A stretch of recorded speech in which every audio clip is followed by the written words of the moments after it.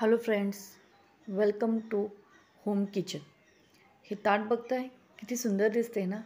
काय झालं, अचानक ना माझी बहीण आली तर काय जेवण करायचं काय सुचेना. तर फ्रीजमध्ये छोले भिजवून ठेवलेले होते. म्हटलं चला छोले पुरी आणि जिरा राईसचा बेत करूया.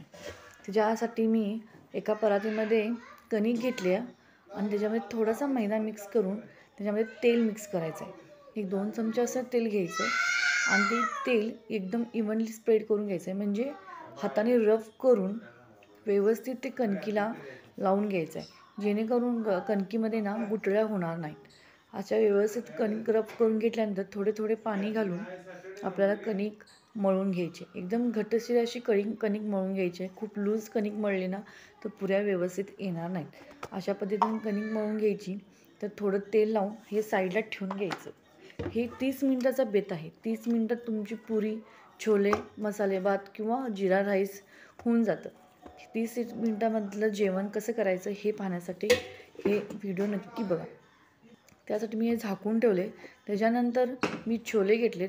हे छोले थोडेसे पाण्यामध्ये भिजवून घेतलेत, कारण जेणेकरून स्वच्छ धुतले जातील. स्वच्छ धुवून घेऊन 1-2 वेळा धुवून घ्यायचे. त्याच्यामध्ये कुकरच्या भांड्यामध्ये घालून घ्यायचं. खूप जण काय करतात, एक पोटली तयार करतात आणि त्याच्यामध्ये ते चहापत्ती मसाले वगैरे घालून ते छोल्यामध्ये घालतात. मी तसं नाही करत. मी फक्त मीठ घालते आणि कुकरमध्ये 1-4-5 शिट्ट्या काढून घेते.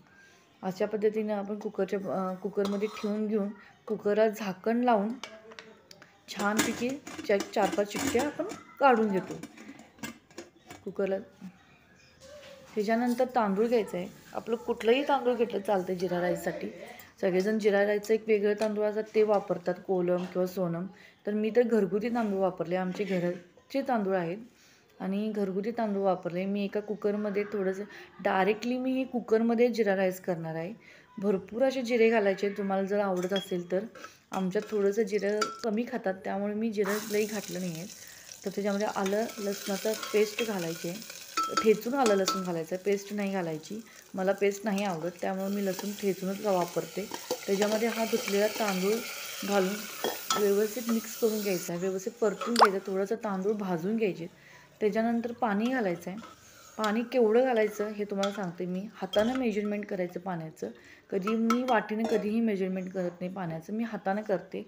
हाताच्या मधल्या बोटानं बरोबर दुसऱ्या लाईनीपर्यंत पाणी येईल इतकं पाणी आपण त्याच्यामध्ये घालून व्यवस्थित भात शिजवून घ्यायचं. आता छोलेची तयारी करूया. छोलेसाठी मी 1 टॅमॅटो घेतले, 2 कांदे घेतलेत. एकदम छान मऊसर बारीक असं कांदे चिरून घ्यायचे, टॅमॅटो चिरून घ्यायचे. टॅमॅटो आणि कांदे मी चिरून घेतले. इथं बारीक असं टॅमॅटो आणि कांदासुद्धा बारीक चिरून घ्यायचा आहे. सगळे जिन्स चिरून घ्यायचे.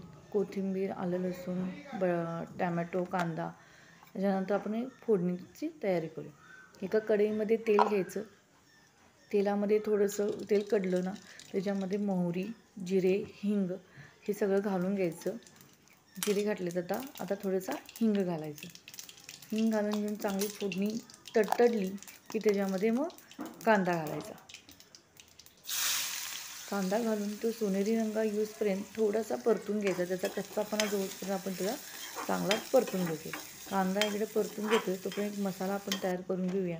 एका वाटीमध्ये मी छोले मसाला 2 चमचे घेतलेले आहेत आणि त्याच्यामध्ये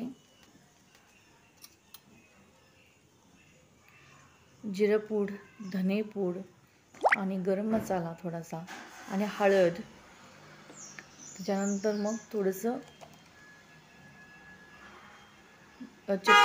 तिखट घालायचं, लाल तिखट. तुम्हाला जेवढं गरजेपुरतं तुम्हाला लाल तिखट हवं आहे तितकं लाल तिखट आपण ह्यातमध्ये घालायचं आहे.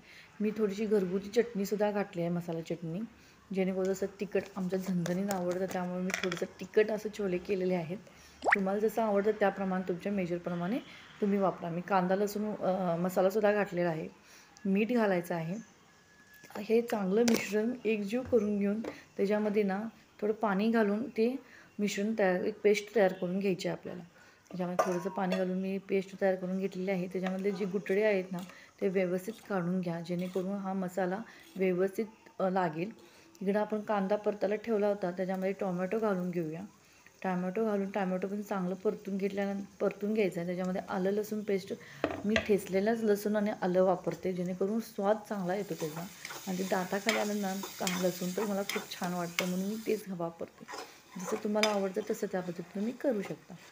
त्यानंतर टॅमॅटो एकदम चांगला मॅशी झाला ना तर त्याच्यामध्ये ही तयार केलेली पेस्ट आपण घालून घेऊ.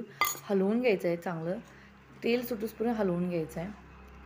बघा तुम्ही बघू शकता असं की कडनं तेल थोडंसं सुटत आहे. आता आपण हे झाकून ठेवून थोडंसं शिजवून देऊया. तोपर्यंत हे शिजते तोपर्यंत मसाला आपण इकडे पुऱ्यांची तयारी करूया. पुऱ्यांची तयारी करताना मी एक मोठी गोळा घेतला आहे, मोठा गोळा घेतला आहे आणि एक चपाती लाटून घ्यायची आहे मोठ्या गोळ्याची.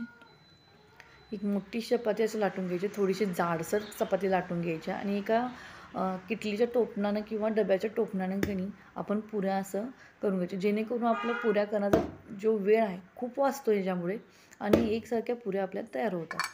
ह्या तयार करून घेतलेल्या पुऱ्या आपण एका प्लेटमध्ये काढून घेऊया आणि तेल गरम करायसाठी ठेवूया. तोपर्यंत आपल्या इकडं आपण जो मसाला शिजायला ठेवला होता तो त्याच्याकडे आपण थोडंसं लक्ष देऊया, जेणेकरून तो कढईला लागता कामा नये.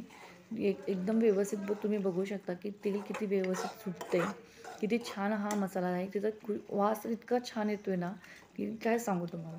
त्याच्यामध्ये आपण छोले हे घालूया. छोल्याचं पाणी फेकून नाही द्यायचं. ठराविक लोक छोल्याचं पाणी जे शिजलेलं असतं ते टाकून देतात, मी नाही टाकून देत. त्याच्यामध्ये सगळा अर्क उतरलेला असतो छोल्याचा, त्याच्यामध्ये खूप टेस्टी असं हे उतरलं असं मी सगळं पाणी वापरते.